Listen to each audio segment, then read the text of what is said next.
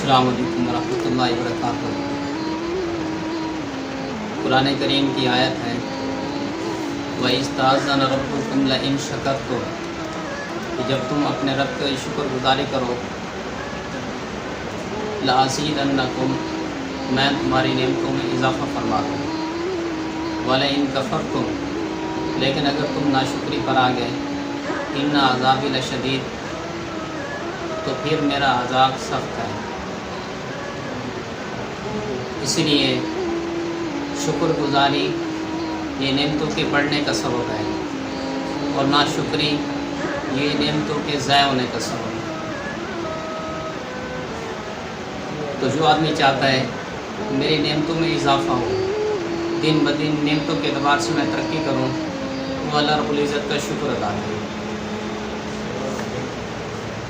اسی لیے آج ہم ایک واقعہ جس میں فرق ظاہر ہوگا کہ شکر کرنے کا کیا فائدہ ہے اور ناشکری کرنے کا کیا نقصان ہے۔ تو 3 شخص تھے، ایک گنجا تھا جس کے سر پر بال نہیں تھے، دوسرے کو برس کی بیماری تھی۔ برس کی بیماری وہ ہوتی ہے جس میں جسم پر سفید قسم کے داغ نکل آتے، اور تیسرا تھا نابینا۔ ان تینوں کا اللہ رب العزت نے عجیب طریقے سے امتحان لیا کہ کون شکر گزاری کرتا ہے اور کون ناشکری کرتا ہے۔ تو اللہ رب العزت نے ایک فرشتہ بھیجا انسانی شکل میں۔ وہ فرشتہ گیا جس کے سر پر بال نہیں تھے، اس کے پاس۔ اس نے کہا کیا حال ہے بھائی تمہارا؟ اس نے کہا بہت پریشان ہوں، لوگ مجلس میں برا بھلا کہتے ہیں، بہت پریشانی ہے، مالی اعتبار سے بھی کمزور ہوں۔ اچھا، تو فرشتے نے کہا میں دعا کرتا ہوں اللہ تعالیٰ سے تمہارے سر پر بال بھی آ جائیں اور اللہ تمہیں چیزیں بھی دے دے۔ چنانچہ فرشتے نے دعا کی، اس کے سر پر بال بھی آ گئے اور اللہ رب العزت نے اسے جانور بھی عطا فرما دیا۔ پھر وہ دوسرے شخص کے پاس گیا جسے برس کی بیماری تھی۔ اس سے کہا بھائی تمہارا کیا حال ہے؟ اس نے کہا بیمار رہتا ہوں، پریشانی ہے۔ تو پھر فرشتے نے اس سے کہا چلو میں اللہ تعالیٰ سے دعا کرتا ہوں تمہاری بیماری بھی دور ہو جائے اور ساتھ ساتھ اللہ تعالیٰ تمہیں نعمتیں بھی دے۔ فرشتے نے دعا کی جس کی برکت سے اس کی برس کی بیماری بھی ختم ہو گئی، اللہ رب العزت نے جانور بھی عطا فرما دی۔ پھر وہ نابینے کے پاس گیا، کیا حال ہے تمہارا؟ تو اس نابینے نے کہا کہ پریشان ہوتا ہوں، آنکھیں نہیں ہیں۔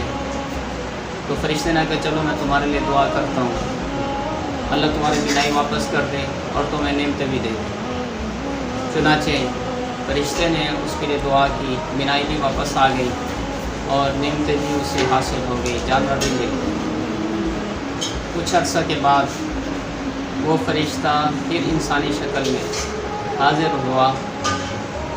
اس نے کہا گنجے کے پاس گیا جس کے سر پر بال نہیں تھے، مجھے اس اللہ کے نام پر دو جس نے تمہیں اس وقت دیا ہے جب تمہارے پاس کچھ بھی نہیں تھا۔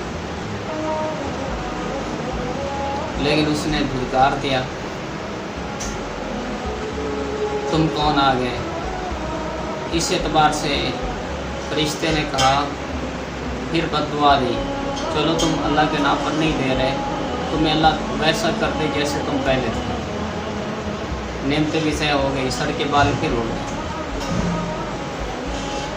دوبارہ وہ فرشتہ گیا برس والی بیماری والے آدمی کے پاس۔ اس سے کہا مجھے اس اللہ کے نام پر دو جس نے تمہیں اس وقت دیا جب تمہارے پاس کچھ بھی نہیں تھا۔ اس نے کہا یہ تو میری اپنی محنت کا نتیجہ ہے، تم کہاں سے آگے، تم بھی محنت کرو اس طرح ہو جاؤ گے۔ تو فرشتے نے کہا جو انسانی شکل میں آیا تھا اللہ تمہیں ویسا ہی بنا دے جیسے تم پہلے تھے۔ چنانچہ مال بھی ختم اور برس کی بیماری پھر شروع۔ نابینے کے پاس گیا یہ فرشتہ، کہا مجھے اس اللہ کے نام پر دو جس نے تمہیں اس وقت دیا جب تمہارے پاس کچھ بھی نہیں تھا۔ تو اس نابینے نے کہا ہاں بالکل، میری آنکھیں بھی نہیں تھیں اور میرے پاس مال بھی نہیں تھا، ایک بزرگ گیا تھا، اس نے میرے لیے دعا کی جس کی وجہ سے یہ مجھے حاصل ہوئی، جو تم نے لینا ہے، جتنا مال لینا ہے سب لے لو۔